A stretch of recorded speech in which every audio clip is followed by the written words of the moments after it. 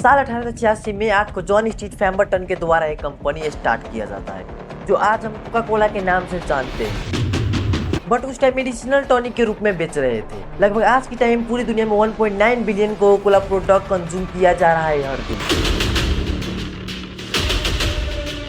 यहाँ तक पहुँचने के लिए 30 से 40 साल लगे कोका कोला को। जब क्रिस्टियानो रोनाल्डो ने प्रेस कॉन्फ्रेंस के दौरान अपने सामने रखी हुई कोका कोला बोतल को हटाकर वहाँ पर पानी की बोतल रख दिया।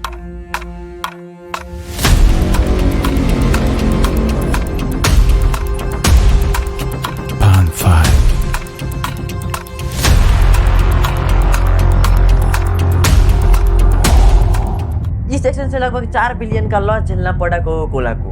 इतनी बड़ी सेलिब्रिटी किस लिए कोका कोला बोतल को साइड कर देगा? ये हम इंसानों के लिए एक हार्मफुल ड्रिंक है। आज की इस वीडियो में हम कोका कोला की history, product, revenue and market value, social and controversy को समझेंगे और साथ में कोका कोला अपने प्रोडक्ट की शुगर कंटेंट को लेकर कंज्यूमर हेल्थ के लिए क्या जिम्मेदार उठाती है, खासकर ओबेसिटी और डायबिटीज जैसी बीमारियों के केस में। और कोका कोला अपनी मार्केटिंग में बच्चों को टारगेट करने के लिए जो शुगर ड्रिंक प्रमोट करती है, क्या ये भी अनइथिकल है? Top secret recipe for what's in Coca-Cola.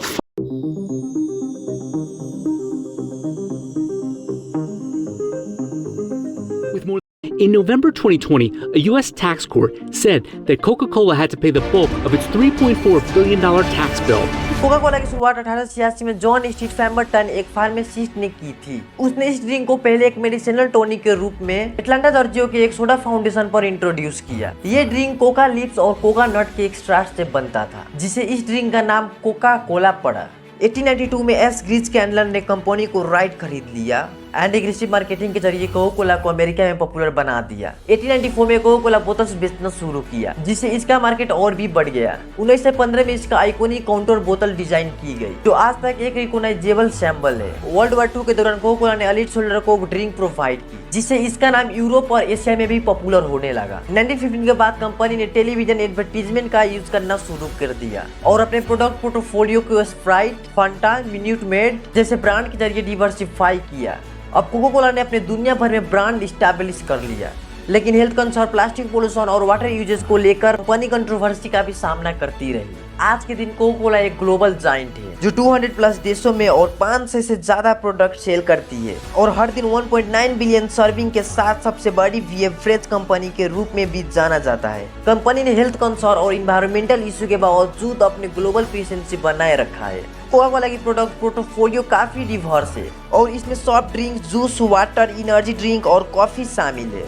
Coca Cola खुद फ्लैगशिप प्रोडक्ट है जो क्लासिक कोला फ्लेवर और कैफीन से बाहर होता है और इसके अलावा डाइट कोक और कोका कोला जेरो शुगर भी अवेलेबल है, जो कैलोरी और शुगर फ्री ऑप्शन प्रोवाइड करती है। स्प्राइट और फेंटा जैसी फ्रूटी और लेमन लाइन फ्लेवर भी कंपनी के पॉपुलर सॉफ्ट ड्रिंक है। जूसेस के सेगमेंट में मिनट मेड और सिंपली ऑरेंज जैसे brand fresh fruit juices offer करती है, जबकि होनेस्टी ऑर्गेनिक और low sugar drink tea provide करती है। दसानी और स्मार्ट वाटर कैटेगरी को कवर करते हैं, जिसमें फिल्टर और वेपर डिस्टिल्ड वाटर शामिल है। एनर्जी ड्रिंक के मार्केट में पावरेड और मॉन्स्टर एनर्जी अलग अलग फ्लेवर और हाई कैफीन कंटेंट के साथ अवेलेबल है। कोस्टा कॉफी के एक्सक्लूसिव के साथ कोका कोला ने कॉफी सेगमेंट में भी इंटर किया, जहां ये रेडी टू ड्रिंक और कैफे फॉर्मेट में कॉफी बीवरेज ऑफर करता है। इसके अलावा गोल्ड पिग आइस टी और जिको कोकोनट वाटर भी, जो नेचुरल इंग्रेडिएंट और हाइड्रेशन के लिए पॉपुलर है। कोका कोला अपने पोर्टफोलियो को कंस्टेंटली एक्सपांड करती रहती है ताकि कंज्यूमर प्रेफरेंस और मार्केट ट्रेंड के साथ अपडेटेड रहे। कोका कोला का रेवेन्यू और मार्केट वैल्यू बहुत बड़ी है। 2024 में कोका कोला की एनुअल रेवेन्यू $46.46 बिलियन से भी ज्यादा है, जो कंपनी की ग्लोबल सेल से आता है। कंपनी के मार्केट वैल्यू यानी कि मार्केट कैपिटलाइजेशन 261 बिलियन के आसपास है, जो इसका टोटल शेयर के वैल्यू को रिफ्लेक्ट करता है। ये फिगर कोका कोला की दुनिया की सबसे बड़ी बेवरेज कंपनी में से एक बनाती है और इसका फाइनेंशियल स्ट्रेंथ और ग्लोबल रीच को दिखाती है। कोका कोला को कुछ कंट्रोवर्सी और सोशल रिस्पांसिबिलिटी का चैलेंज भी करना पड़ा है। एक मेजर कंट्रोवर्सी शुगर कंटेंट से जुड़ी है। कोका कोला के शुगर ड्रिंक हेल्थ इशू जैसे ओबेसिटी और डायबिटीज से लिंक किया गया है। कंपनी ने इसके रिस्पॉन्स में नो शुगर और लो शुगर अल्टरनेटिव लॉन्च किया है, लेकिन हेल्थ एडवोकेटेड भी इस पर क्रिटिसिज्म करती है। एनवायरमेंटल इशू भी एक बड़ी चैलेंज है। कोका कोला को प्लास्टिक पोल्यूशन और वाटर यूज के कंसर्न का सामना करना पड़ा। कंपनी ने प्लास्टिक वेस्ट को कम करने के लिए रिसाइकलिंग और सस्टेनेबल पैकेजिंग सॉल्यूशन को एडॉप्ट किया है। वाटर यूज के लिए कोका कोला ने वाटर कंजर्वेशन और कम्युनिटी वाटर प्रोजेक्ट में भी इन्वेस्ट किया है। सोशल रिस्पांसिबिलिटी के पार्ट के रूप में Coca Cola community development program, education और डिजास्टर रिलीफ एफर्ट को सपोर्ट करता है। कंपनी ने ग्लोबल लेवल पर हेल्थ एंड वेलनेस कैंपेन्स और सस्टेनेबल प्रोजेक्ट को भी